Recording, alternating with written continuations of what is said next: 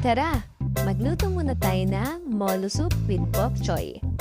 Ito na nga pala yung mga ingredients, pinagsama-sama ko din sila. Molo, bawang, sibuyas, bok choy, dahon sibuyas, at ang templadong palaman para sa ating molo. Gamit ang ating molo wrapper, lagyan natin yung mga pinahit natin kanina. Ayan. Ito, inutupi-tupi ko lang siya para lang magsara.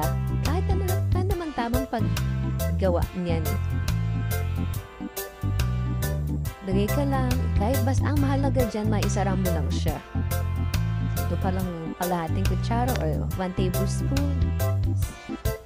Walang ng tubig. Ipipinch mo lang bawat dulo o yung magkakadikit para mag-lock siya. Tapos,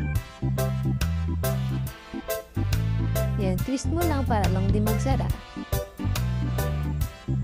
Yan, paulit-ulit lang yung gagawin natin. Tagay, lagay ng tubig, pinch, tas ikot para lang magsara. Yan, ulit-ulitin lang natin siya. Ikaw ba? Paano abang magsara ng molo wrapper? At ano may sasabihin nyo this molo wrapper?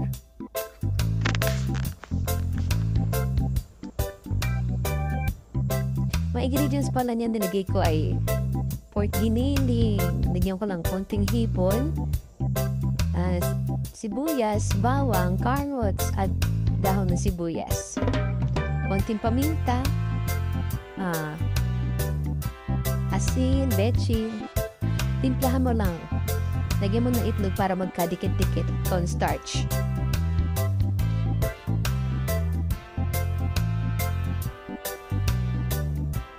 Option na lang naman yung carrots. Yung iba, ayaw maglagay ng carrots.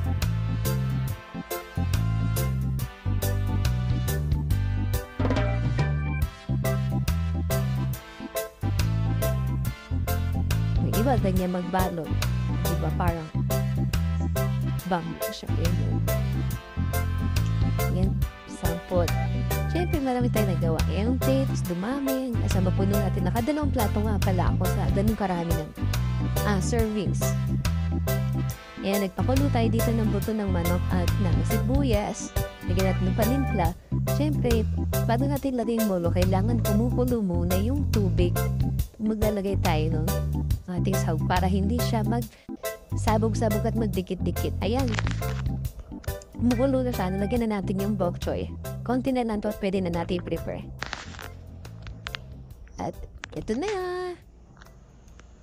Yan natin na toasted na bawang at dahon ng sibuyas pan-toppings para hindi naman masyadong bland ating molo soup.